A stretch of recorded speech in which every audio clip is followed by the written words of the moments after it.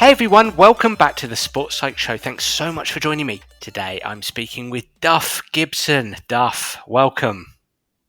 Thank you, Dan. My pleasure to be here.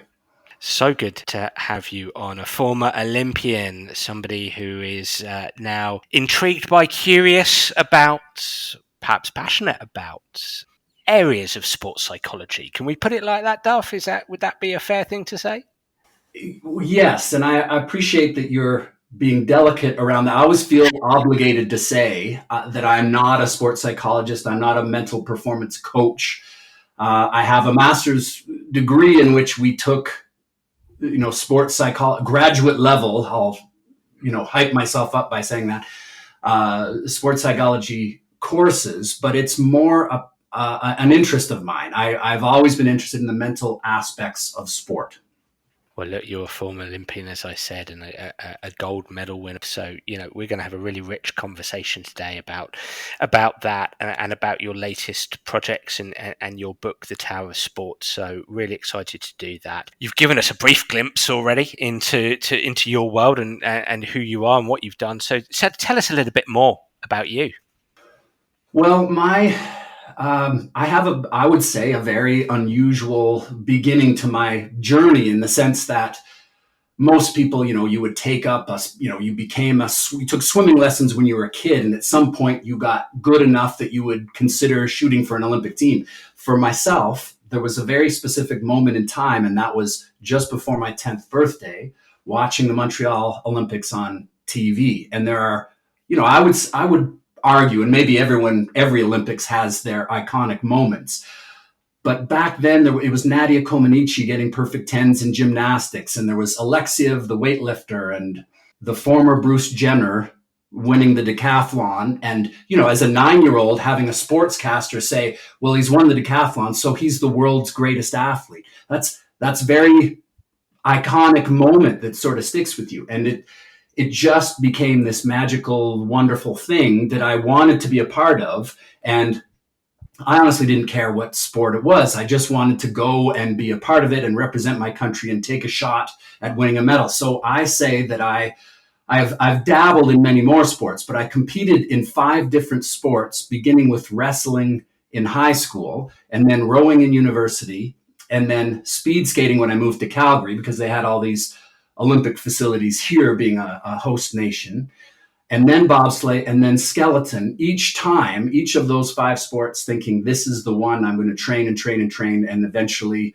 represent Canada. I made a provincial team in speed skating. I made a national team in bobsleigh, but ultimately I have a strong sense that, genetics is a factor. There's the mental side, and then there's the physical, it's nature and nurture.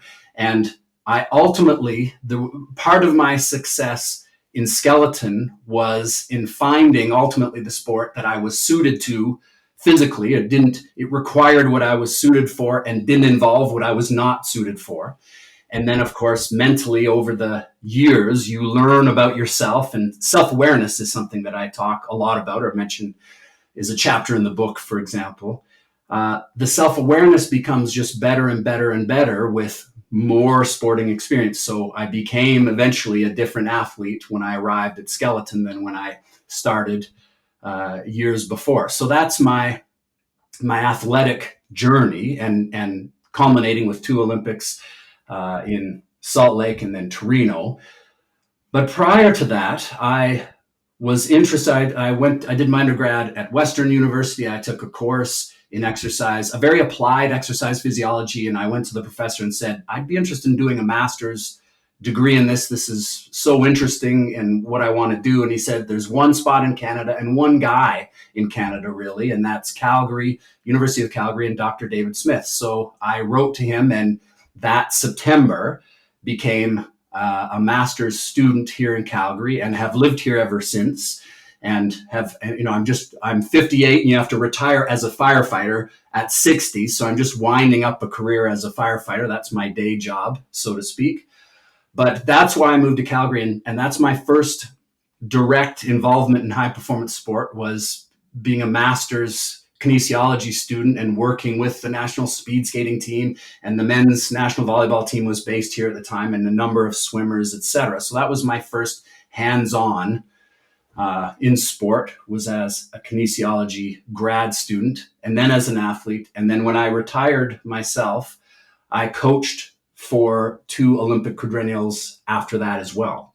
And then I'm going to cut myself off there, Dan, because it then transitioned to watching my kids and appreciating that, how we do youth sport is so misguided, and we want, it's the professionalization is a term that I've heard used that I like. The professionalization of youth sport and how that backfires in terms of passion and so on. So I guess you mentioned that some people give a 15-minute introduction, some people a 5-minute or a 5-second. There's a 5-minute, and I hope that's a good jumping off point for you to start. That's absolutely perfect. And we're going to go on and speak about your book and your latest project. I'd like to return back to your young days in sport as you were developing there through the 5 sports that you played. And obviously you ended up settling with skeleton and were extraordinarily successful, and I'd like to do a deep dive there if we may in a second, but I'm interested to know your experiences of going through the process of these 5 sports and obviously taking these 5 sports really, really seriously, and going from speed skating to bobsleigh to skeleton. When you reflect back, do you feel there was a sense of we talk about donor sports, how some skills in sports may, and there's a lot of controversy around this, may donate their specific skills to skills in other sports, if that makes sense. And I can obviously I can see how bobsleigh can donate to skeleton, but when you reflect back on your early days as a sports competitor, that those 5 sports, did those experiences accumulate to being successful in skeleton? Did you learn things early that drove your ability in skeleton? Well, at very least, I learned what I was suited for and what I wasn't suited for. Okay. I learned also, self-awareness is this project you referred to. I've interviewed all these high performance athletes and asked them about mental aspects. Okay. And they all talk about self-awareness, learning over the years about themselves. And that's one thing that pops to mind when you ask me that question. What I learned was exactly the kind of, diet, exercise, recuperation, sleep that really applied specifically to me. I can be very specific about the weight training sets and reps. I don't know if if I use the term Romanian or German volume training, that, which is not maximal squat, but you're 12 rep max and you do 6 reps. And then you wait 5 minutes and you do 6 reps. And you do that once, you literally do that for 10 sets. You wait a week and you do it again. That type of training for me was extremely effective. I set my squat record, my bench press record, all doing that kind of thing, as opposed to a pyramid or something else. As you get older, you hear senior athletes say, I train smarter instead of harder. Well, I just learned over the years exactly what worked well for me in terms of the amount of, it's probably as simple as the amount of sugar in my diet, therefore the amount of water that I retained that suited for, skeleton and bobsleigh is a gravity driven sport. So it's an advantage to be a little bit heavier, but there's a line because it affects, how stiff your muscles are, etc. So all of these things, and then this is sort of a message that I have for young athletes all the time, is that there are general rules about nutrition for sure. We all know that broccoli is, it's better to OD on broccoli than candy, right? We all know the general rules, but how that applies to you is very specific. And over the years, I figured out exactly what applied to me, where I was getting,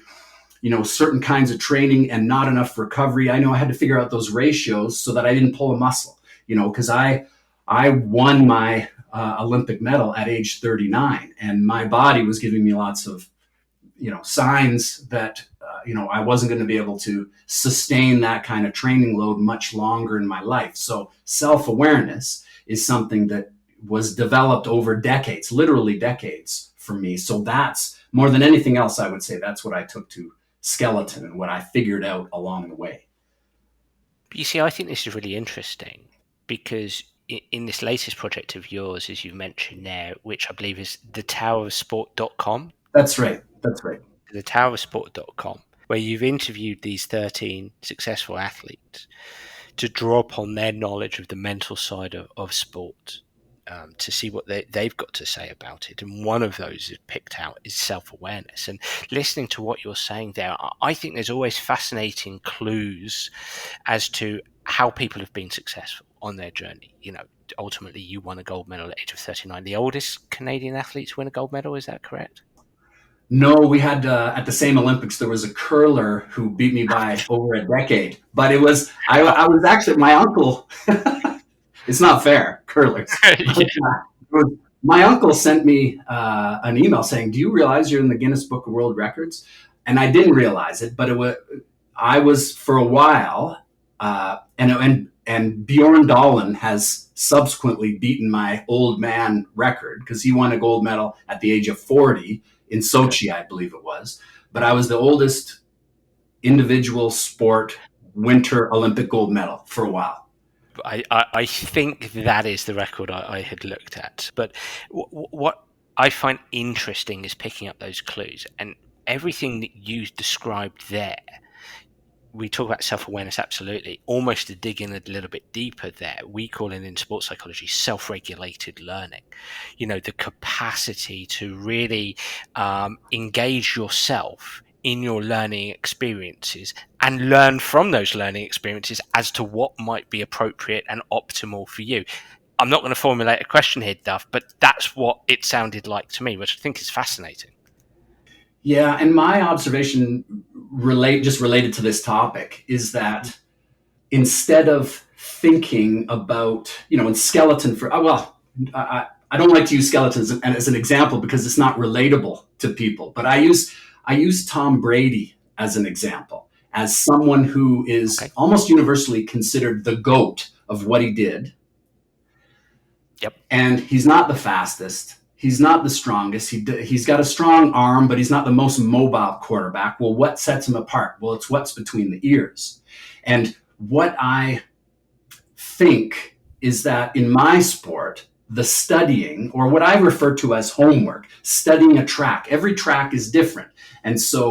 And every time you go to that track, it's slightly different than what it was before. And they build up the ice in certain locations and shave down the ice in certain locations. And it dramatically impacts how you navigate the course. That's the reality of my sport. And so the studying that goes into that is unlimited. Like you can visualize what you have to do for hours and hours, or you can not do it at all. And what I think, that to tie it back to Tom Brady, what separates him is being fascinated with it and watching the video and studying the opponent and watching to the extent that you're looking at the habits of the defensive player that you're going to be playing against next week. Like it's a very deep dive. For us, what I observe as a coach, and now that I'm retired as a coach, what I observe from afar is that you have athletes who default back to, well, I'm ranked 8th in the world. I want to get on that podium. So I'm going to hit the gym harder. I'm going to do again and again and again what I'm very comfortable with, because I look at who I'm competing against and I compare myself to the people who run faster as opposed to what's hidden, which is in the brain, which is the boring part, the tedious part, which is studying how to get, in a few cases, literally a few hundredths of a second faster, which is what makes the difference. And I think this is absolutely fascinating, and I want to pause on this for a few minutes because I want to tease out of you maybe some of the conversations you've had with these 13 athletes around this self-awareness piece, or speaking to what you're talking about here, and just listening to you, describing what you're saying and talk about Tom Brady. It makes me think of the conversation I had with former UFC champion Frank Shamrock in episode 27 of the Sports Psych Show, and he said exactly the same thing. I think it's really interesting how he described as taking a studious approach to fighting. He saw it as an intellectual discipline as much or more so than a physical discipline. He was, as I say to my athletes that I work with, be a student of the game and be a student of your game. And I think it's really interesting listening to what you're saying, Duff, there, because in many respects, in all respects, you're putting this under the banner of psychology. And that's what I do, because I take a very broad definition of psychology. I think too many people see sports psychology as, oh, it's about confidence, it's about concentration, it's about emotional management, mental health and well-being, and looking at those aspects. And absolutely it is all of those, but it's more. And I think the learning piece, the self-awareness of learning, the self-regulated learning, there's being a student of the game, that's almost the area that people don't pause on and really explore as a part of sports psychology. Again, no question, Duff, but just throwing it back to you. Yeah. Well, I thank you for throwing back to me. I was about to cut you off. I was about to want to cut you off because I think your characterization there is almost too advanced for what I see. What I see is just cliches. Like it's about never giving up, and it's like the most mentally tough person. And I had, and not that those concepts are baseless. Of course, there's validity to those things, but it's not a cliche. It's not a movie. It's there's no shortage of people who've won a championship who will give you a soundbite to say never give up. Well, I can give you examples of people that I competed with. I can think of one person in particular, a speed skating teammate of mine years ago who just refused to give up because that's what society told him. That's how you become successful as an athlete. And he should have. And he did 2 or 3 years more in his sport trying to make the national team when everyone around him knew that it was never going to happen. Now, who's to say that it's never going to happen? I don't, who's going to tell that person, what, you're wasting your time here.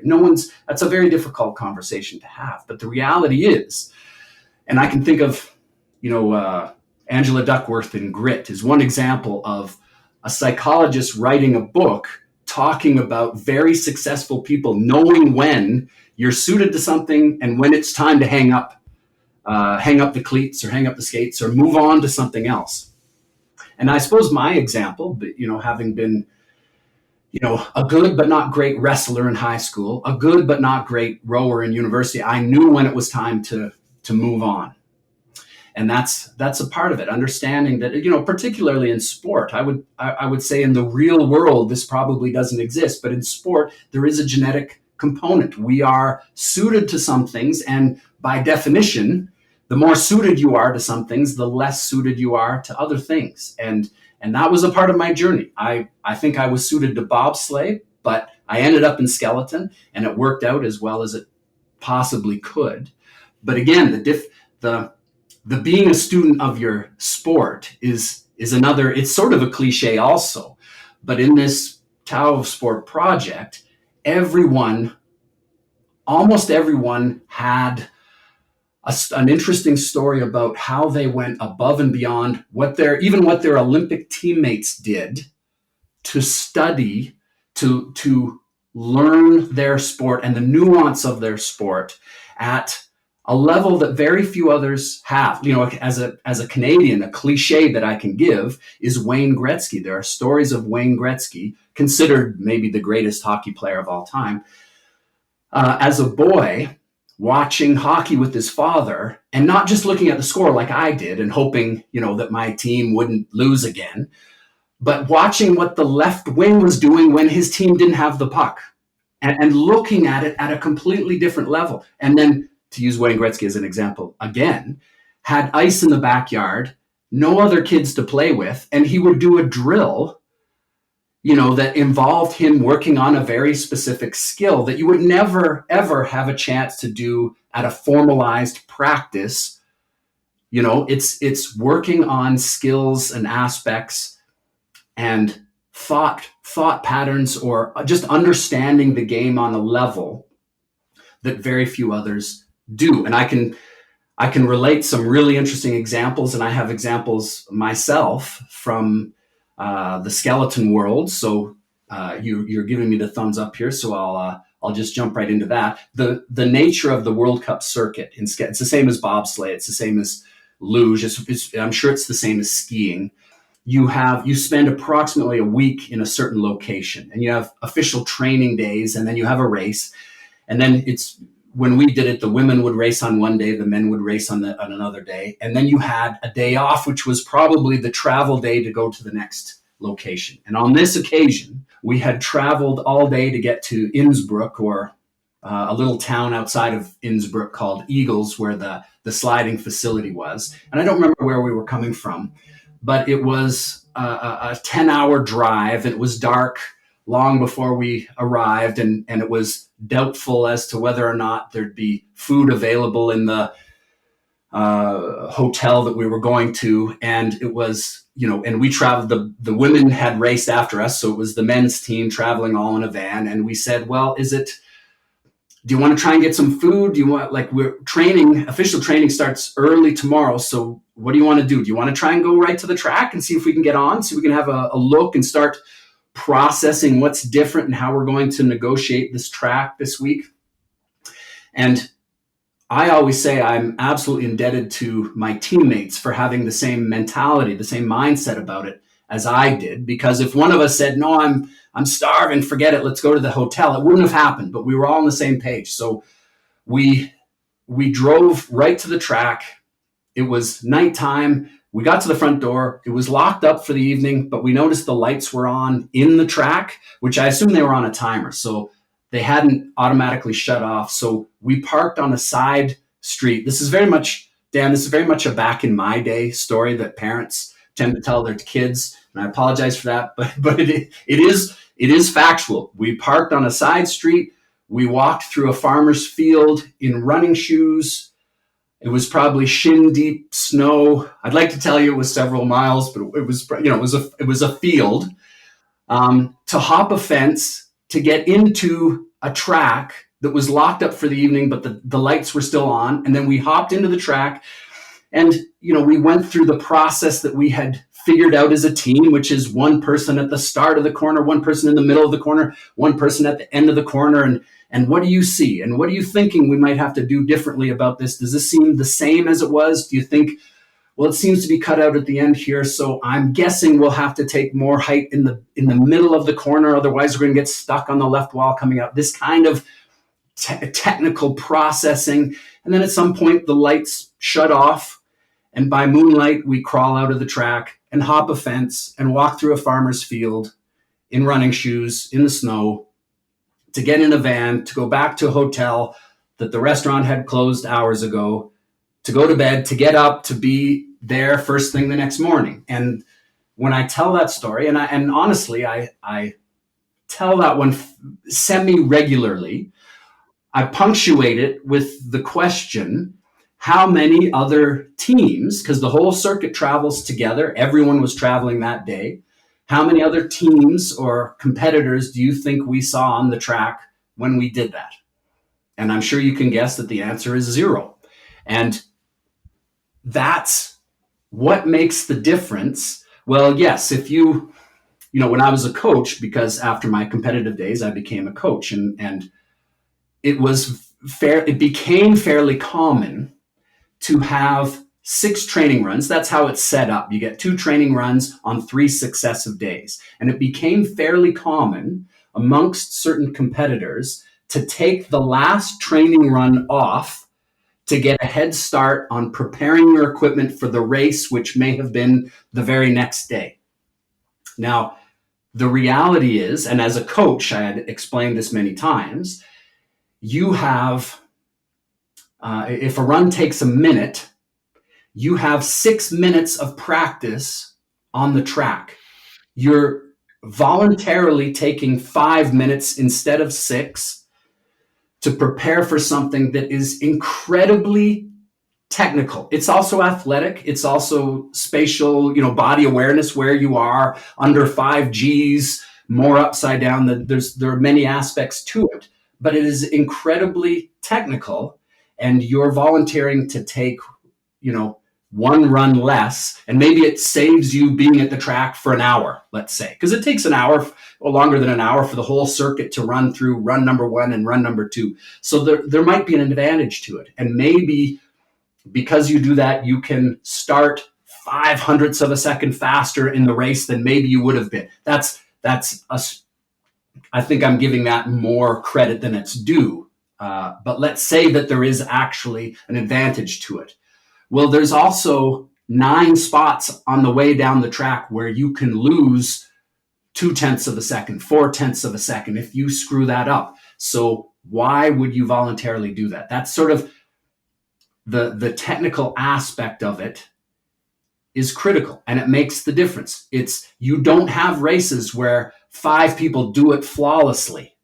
You have races where someone starts a little faster, but they made 2 mistakes, versus someone who started a little slower, but they only made 1 mistake. That's a very simplistic way of saying that the mental aspect, the studying, what Tom Brady does, with the game tape, that is critically important and so undervalued, in my opinion, because people say, "Wow, I'm close, so I'm gonna do more squats, and I'm gonna get my lower body strength even stronger." That's great, but not to the detriment of what is mostly makes the difference, which is the technical aspect. In my sport, in football, I would say I remember seeing Bill Belichick, and there's this NFL film segment that I really like, and 2 Hall of Famers talking about Tom Brady, and one of them describing a teammate saying, "Oh, that slow white boy, I'm gonna show him what a real athlete is." And this Hall of Famer saying, "You look at him as an athlete, he looks at you as a chess piece, and you're playing 2 different games." And there's room for that in every sport out there, and it's underappreciated. I'll get off my soapbox now, Dan. No, I love it. So my next question to you then, building on what you've said earlier about its nurture and nature, there's a nature to all of this. Do you think everyone can engage in this sports scholarship, the study of your sport? Because I think nobody would suggest that absolutely everybody could play soccer like Lionel Messi. Nobody, I being a professional golfer, I can assure anybody listening in that the vast majority of people on this planet can't play golf like Tiger Woods I'm talking about from a physical perspective here. Yeah. But I think that the question mark is, can everybody do what we're talking about here? Be able to study the game in the manner that you're talking about. Yes, it's the study. There's sort of 2 sides of everything we've talked about so far. Is the study of you or the study of the game? Well, yeah, to be both, I suppose. Yeah. I'm throwing the question at you with regard both. Can I be a student of myself? Can I be a student of the sport? Can everybody do that? Well, that's what's so brilliant about it, in my view. To use that example of walking through the farmer's field and hopping the fence after it was closed for the evening, the follow-up question after how many other competitors did we see there was, did that take any special talent or ability? And of course, the answer is no. There will always be a genetic aspect to it. And Tom Brady is 6'5". That's an advantage. I would say if your sport is the 100 meters, then the genetic aspect of it has weeded people out from elementary school, right? The 100 meters is a good example because it's measuring one thing, one energy system, one physical characteristic. There's no strategy. It's how to cover the distance, right? In hockey, in soccer, football, everyone listening. No, please use soccer. No, please say soccer. There is, Tom Brady's another example. Incredible athletes, and for what he does, it's mostly mental. But I bet if you analyze the structure of his shoulder, it lends itself to throwing a ball very fast. And then he worked on it for his entire life.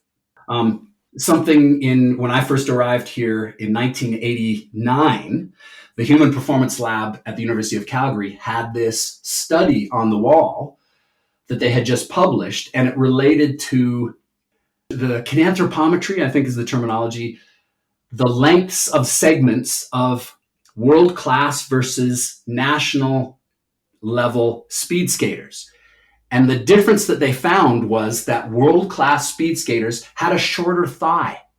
So the leverage of the glute. Now I have no idea if that I've heard weightlifters say, yeah, you have a short thigh, you can have a better squat. I've never seen any reference to anything like that ever again, but that translates into cycling. That translates into that there's where I'm going with that is there's a body type that lends itself to skating or cycling that is not physically obvious. You would look at someone and go, hey, you look like you have strong thighs there. Do you want to try cycling? No one ever measures the length of your thigh relative to the length of your shin. If you did, you might determine who's more suited to different things. But there are in the team sports, the strategy of it. Basketball is a good example. Well, hockey in the Tao of Sport, I use hockey and basketball as examples. And in hockey, you have Hall of Famers who are 5'7", and Zdeno Chara, I think, is 6'9", one of the all-time greats, hardest shot ever. And so there's room for both of those body types in the Hall of Fame in that sport because it is so mental as well as physical. So if that's the case, then the study, the homework, all of those things, the strategy, the tactics, all of that make a greater difference, in my opinion. Tom, in hockey, there are lots of examples of, Wayne Gretzky, and Sidney Crosby is another example, who at a moment in time was considered the greatest player on the planet. And not the strongest, not the fastest, not the hardest shot. So what is it? What leads to those statistics of being in the right place at the right time again and again and again? It's what's between the ears, which isn't to diminish the effort, but to say that there's so much more to it. You've conducted these interviews. We've talked at length there about self-awareness. What other aspects did these athletes come up with in terms of what made a difference for them? What's the next aspect that sort of excites you and resonates with you?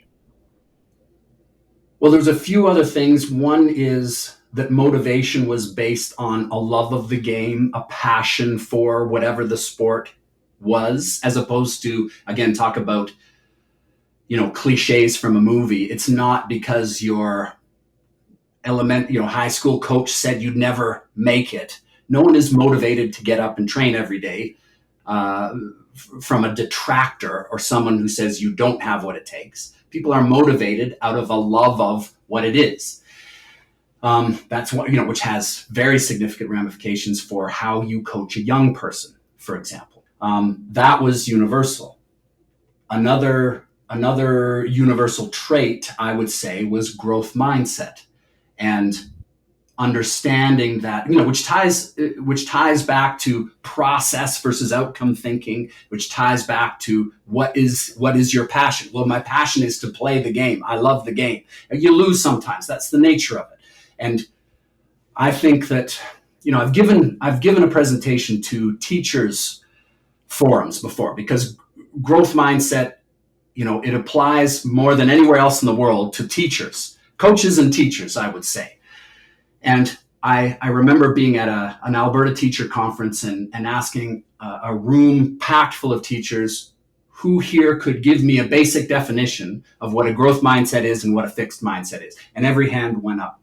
And I said, okay, who has read, keep your hands up, who here has also read Carol Dweck's book, the woman who coined the phrases, the terms, or at least watched one of her TED Talks to get a better understanding of the concept rather than a basic definition, and all but one or two hands went down. And for me, that's crazy because it was such an enlightening thing to read her book, because what jumped off the page at me was this all relates to how you see failure. It's all about, do you focus on the process or are you wrapped up in the outcome? And it's a very to get back to cliches again, it's very counterintuitive to think you want your kid to be better, you want your kid to be more successful, you want them to win more. Focus less on winning and more on process.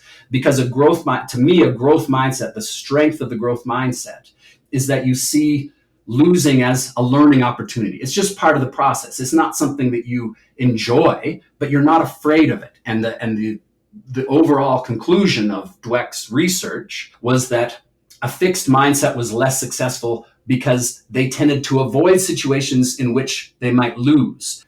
And a very interesting tie into this, in my opinion, is how I was raised.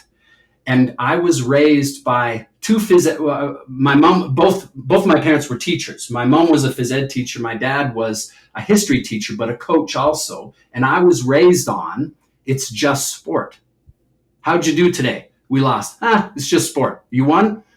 Good for you. Did you have fun? Good. But don't let it go to your head because it's just sport. That's how I was raised. And I see after the fact that as a high performance athlete, that served me very well, because that's growth mindset. That's process. That's appreciating that the value in sport to a young person, as I was a young person being instructed by my parents, the value in sport is in challenging yourself. The value in sport is in learning values. That doesn't happen if you're not willing to challenge yourself against good competition. How do you expand on your limits? How do you achieve any kind of potential if you're avoiding situation, if you only want to play the kids you can beat?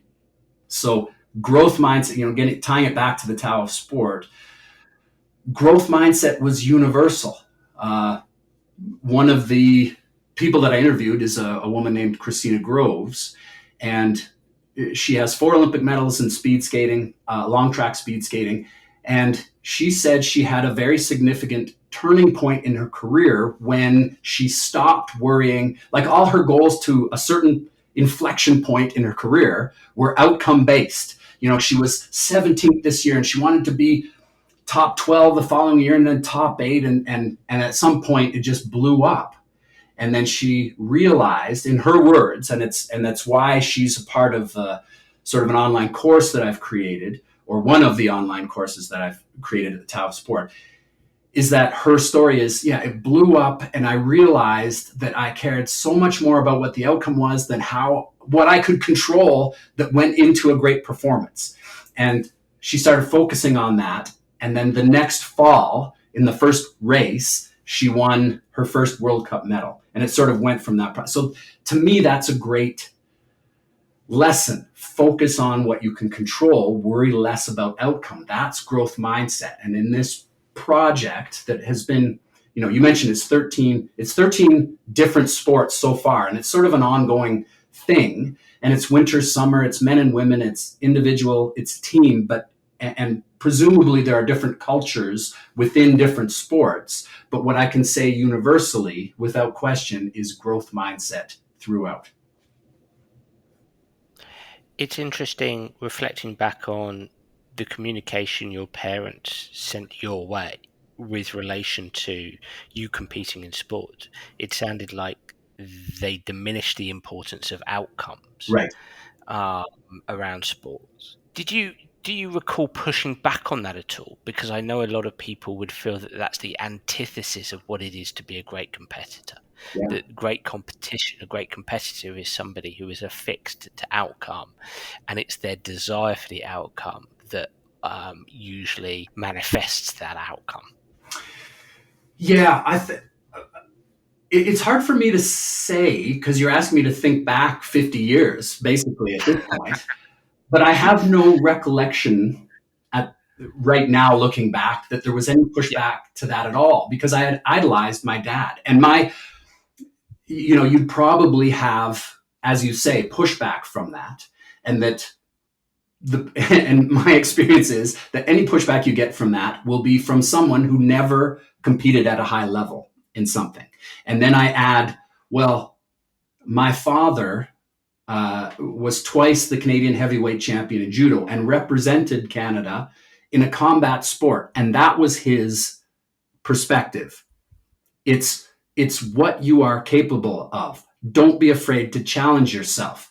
If you controlled everything that you're capable of controlling and didn't win, I can think of a specific moment actually, because I competed in judo at a very young age, and it was like, take some lessons. Your dad did judo. Do you want to try judo? Okay, yeah, let's do that. And I did it for maybe 3 or 4 years in elementary school. And I remember going. It may have been my first competition ever. And when you're dealing with kids, you have belt level, and then you have age and size, which is how weight categories is how you compete in judo. But when you don't have that many kids and you have people who are just starting versus black belts, you sort of push people together that may or may not fit in some cases. So I was a yellow belt, I believe, at the time, and I was matched up against another girl, much bigger, obviously way stronger than me. And it was basically go ahead, and boom, I was, full point, ippon, which is the equivalent of a pin in wrestling. And it was over like that. And I must have just looked very shell shocked walking off the mat. And to this day, I have this vivid memory of my dad looking at me and his head tilted back, laughing at me. And it wasn't laughing, I would say this, laughing at the expression on my face and just this look of what the hell just happened to me. And the point was not, ha ha, look what happened to you. You got beat by a girl. It was nothing to do. It was that sport. That's the nature of it. And sometimes you're going to be on the winning end of that, and sometimes you're going to be on the losing end of that. And by the way, good on you for giving it an effort. Good on you for going out there and trying to do something against someone who's obviously bigger and stronger than you. That's how you grow. That's the value in it. And I'm laughing because it's really not something to get upset about. That's the foundation of my mindset for sport moving forward. And for someone who would say that mindset or that idea is the antithesis of high performance sport, my pushback to that would be the world celebrates the winner. The world, a young person doesn't need to be told that you're trying to win, that winning is important. They're surrounded by that. What a young person needs to be told is at the highest level, even if when you're talking about UFC, it is a chess match. It's not about, at the highest level, it's not about psyching someone up so they put in the effort. No, at the highest level, and Richard Young, our sort of mutual acquaintance. So he's been on the podcast, yes. He does some great stuff. I quote him in my book because years ago, I remember him saying, I quote him because I haven't heard it put better.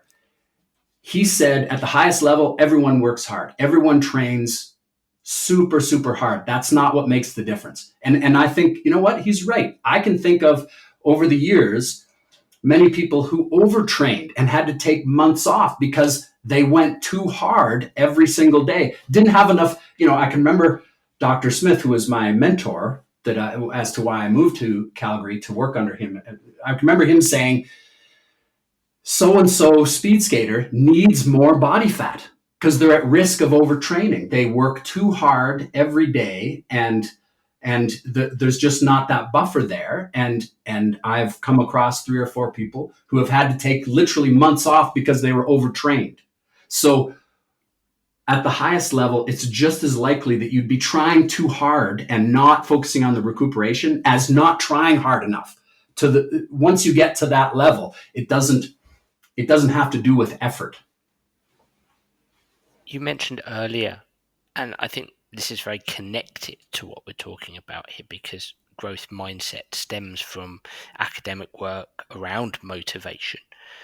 But so motivation and growth mindset go hand in hand. But you spoke about how these interviews had elicited a response around, well, it's the love of the game that's important. So in sports psychology, we'd very much speak of intrinsic motivation being the type of motivation that this is here. And we can think of theories like self-determination theory, Deci and Ryan's iconic work around it's the quality of the motivation that's important. The intrinsic motivation is the quality of motivation. Were you around during your Olympic days? Do you feel, when you reflect back, that you were around athletes who were successful and had a sense of extrinsic motivation, almost countering what you've learned from the interviews and what you might promote as a healthy involvement in sport, and what I would as well? I would say that I can give you examples of that, but put it this way. I'm the same. It's funny looking back. I'm the same age as Mike Tyson. I'm the same age. There was a time where I was the same age, height, and weight as Mike Tyson. But there was a time when I remember, now this is going to sound very extreme, but if you've talked to a UFC fighter, I'm sure you've heard worse. There was a time when I was in high school, university, where people said, "Would you fight Mike Tyson for $1 million?" And the idea was because it was almost like, would you let someone hit you in the head with a bat for $1 million? That's almost what you were saying. He was such a crazy character, and no one, there were years where no one got out of the first round. Yeah. And there's a soundbite of him saying, it's like, I can't lose. Like I can't even believe it sometimes, but no one, like, I can't be beaten. And it was like a scary thing to hear him, because he was right. Like, he backed it up every time. He backed it up by 30 seconds of fighting once a year. Yes. To crush the next opponent. And that's what I used to be inspired by. But that's an outcome, like, I refuse to lose. That's something that I used to be inspired by. But I was absolutely blessed. I guess my short answer to your question is no, because I was surrounded by 3 other teammates who thought of it exactly like I did. It was so process focused, to the extent that as a coach, I say there are 2 different types of athletes. Athletes you need to kick in the pants every once in a while, and athletes you need to recommend a book to take your mind off your sport so you don't drive yourself crazy every once in a while. And we were all that second kind of athlete. And I can say that in the last couple of years, this is sort of a random example, but my sister, for my birthday one year, gave me a DVD collection of a TV show called Scrubs. I'd never heard of the TV show. I don't know if you're familiar with it. It's a very slapstick, silly comedy. She gave me a 3 DVD set of season 2 of Scrubs. I'd never heard of the show, let alone seen season 1. And it was maybe the best thing that we could have done as a team, and me individual, because it just tracks are going through your head and corners forever. And once a night, for a period of time, our team would get together, and we had a computer that would play a DVD. We'd all get together in someone's room, and we'd watch an episode or two of Scrubs to mentally give ourselves a break so that we just weren't thinking about a track. And that was because you need balance. No matter how passionate you are, you still need balance. My argument would be that a lot of people don't focus enough on that. But if you're really, really into it, and I was blessed to have 3 other teammates who, we were all older, we were all married, we all had families back home. We weren't there to see the sights. We were there away from our families to do one thing. And we were older, so we had a very prevalent in our minds sense that it was a limited time offer, that we were representing our country. and we were there for a specific reason. And so that ties to it as well. I can remember weeks where you train and train and train, and your race result doesn't live up to your expectations. Well, I hated that. I hated that because I felt like I wasted a week of my life being away, in some, in Norway or something, where the sun didn't come up till 11 o'clock, and it was down by 2:30 or 3 in the afternoon, away from family, and I did crappy in the race. I had a very strong sense that I was not there to waste any time. And having season 2 of Scrubs was a wonderful way of not being so wrapped up to it that you were wound too tight and not resting appropriately. We had a little laugh once a day, the team together. So it's a balance, but it definitely erred on the side of studiousness and passion and focus on what it is we were there to do. Really, really interesting, everything you're saying. Then there's a couple of things I want to reflect back to you. I mean, you brought up Mike Tyson there, and there would be people out there who know far more about the ins and outs of Mike Tyson's career. And I was a youngster when he was world champion. I think he won it in around 1985, 1986, I think it was. And my understanding is that everything that you're speaking to, such as the intrinsic motivation, the growth mindset, the self-awareness piece, was in many respects installed on him and maintained around him by his trainer, Customato. And when his trainer, Customato, passed away, sort of towards the end of the 80s, allegedly that's where things behind the scenes started to go a little bit wrong for him. It would be, you could never find this out, I'm sure. It would be interesting to hear what he might have to say about it. But, how maybe an intrinsic sense of motivation, a studious approach to fighting, which I believe he had growing up, sort of shifted towards more of an extrinsic motivation when Cuss, left the world. So just a thought there.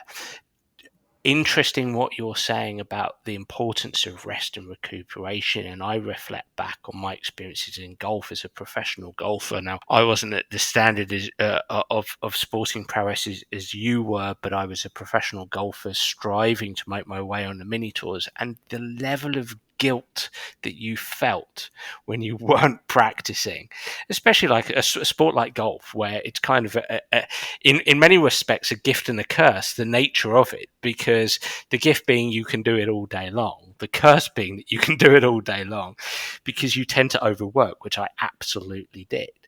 But the guilt you feel when you didn't practice, and I wish, if given a time turner going back, I would give myself much more permission to rest and recuperate away from golf.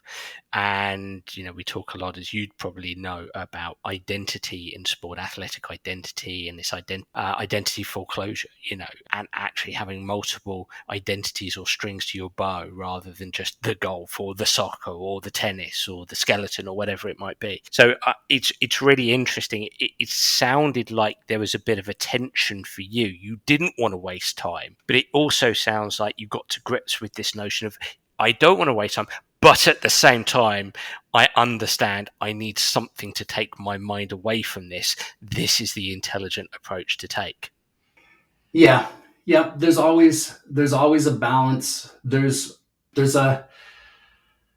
I think what was, you're talking about what you just said reminded me of the expression putting all your eggs in one basket. I was never allowed by my family to do a sport to the exclusion of finishing my school, at least.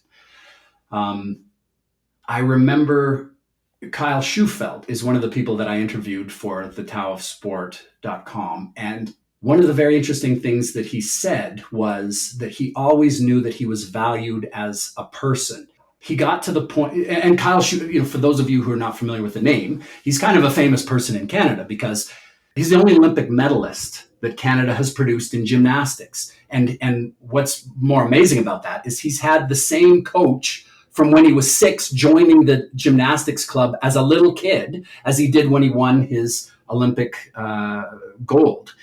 And he said he got to the point where he was able to attack his best performance because he knew if he crashed and burned, that life would go on, that he would be valued, that it would be too bad. It almost ties back to it's just sport. The fact that he had a perspective that it was just sport allowed him to be the greatest that he possibly could when it matters most. Whereas the rest of us, I feel like sports psychology and mindset and all of these things are, in many cases, they are skills that confidence, for example, doesn't come into play until you've dominated high school, you've dominated university. Well, now you're on the junior national team and you're finishing 28th in a race. Well, confidence was never a problem when you were crushing the people from your hometown. There's a lot of it that doesn't come into it until you're at an Olympics. And in my sport, for example, the most spectators I had ever seen was maybe 2,000 at a World Championships in Germany, which is kind of, the unofficial home of the slide. It's where the sliding sports, I would say, are the most popular. And there was a few thousand people there. And then you go to the Olympics where millions and millions and millions of people are watching you, are not necessarily at the track, but that and the signage and the media that you do ahead of time, you are given so many clues that this one is completely different. And I've sort of been on two sides of that, where all the media attention, and then you finish 10th, and and it's like, oh, you're 10th, okay, and then the whole thing just moves on to the next person, and that's a very tough thing to go through. But so to tie it back to sort of putting all your eggs in one basket and growth mindset and how I was raised, it was such an advantage at an Olympic level. And it sounds like Kyle Schufelt had almost the same support and mindset from his family and from his coach. But that's what I had. It's like, oh, I'm so excited for you. I'm so proud of you. No matter how you do, I'm so proud of you. And the thought, for me, that was a very prevalent thought. I'm old. I'm 39. I have modified my training program significantly over the last 2 summers, knowing that I couldn't be tired at the end of the year like I was in 2004. I was better in 2005. I was good in 2006, but I had to alter that because I was old. The thought that I would stick around for 4 more years was really out of the question. So, it put pressure on me to be at my best in Torino, knowing that was my last shot at it. So the upbringing that I had, which was, you're going to be you, whether you have an Olympic medal or you crash and burn, trip at the start of the race, you're going to be the same guy to us. And that's the reality of it. And that's how I was raised. And I'm grateful for that. And it allowed me to attack my best performance as opposed to being fearful of what might happen.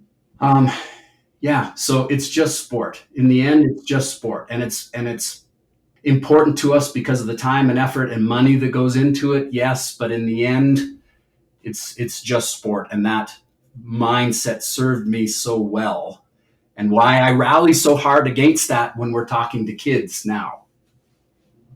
I love that juxtaposition between it's just sport and attacking your best performance. They feel so opposite, don't they? But one gives permission to the other, or one lends towards the other. I really, really love that idea of the turning down the volume of forcing things and turning up the volume of relaxation. Essentially, hey, look, it's irrationality, it's just sport. And when you look at it like that and you rationalize things like that, it allows you to attack that best performance. It's that sense of intent that it gives you. Duff, fantastic conversation. You have your book, The Tao of Sport. You have your online site with your courses, thetowofsport.com. How can people find you, follow you, get in contact, purchase the book, get involved with your courses? Well, it's, as you say, it's the simplest is thetowofsport.com. In terms of following me, I recently deleted my Twitter account, and I found that to be a wonderful, positive change in my life. Liberating. And people can always relate when I say that. People can always relate to that. And it's, you know what? I still have Facebook and I still have Instagram, which is Duff Gibson, but those are the ones where I can control the crazy. I can, I just got rid of Twitter because this is now I'm on a public service announcement on, but it's psychology again, isn't it? Um, Twitter, I found I couldn't stop nut jobs, negativity, conspiracy theories from just showing up in my feed, and I don't need that in my life. If I could do Twitter where I just saw what you were tweeting, or Brad Stuhlberg, or people that authors that I'm interested in, then I'd still be on Twitter. But you can't do that. So yeah, I don't care if people follow me or not. But the taoofsport.com is, if you're interested in some of the courses that I've put together from the people that I've interviewed so far. It's sort of a work in progress, and I'll keep adding to it. But it's interesting stuff, and it's not cliches, as we've been discussing. No, I love it. It sounds like a real good deep dive into the experiences of people who have done great things in sport. So it sounds fantastic. And to speak to what you said there, the algorithms on X don't always lend towards positive No, well-being, no. do they? Not all, certainly not all the time. Well, look, Duff, what a fantastic conversation. I'm really grateful for your time and your experiences. So thanks so much for today. Well, absolutely my pleasure, Dan. Thank you for the invitation. Well, everyone, I really enjoyed that episode, and I'd love to hear what you, the listener, think. So please do get in touch via X or Facebook or through my website, danabrahams.com, to tell me what you think of the show. And if you do have any suggestions, I'd be delighted to hear them. I'm already looking forward to next week's episode. Bye for now.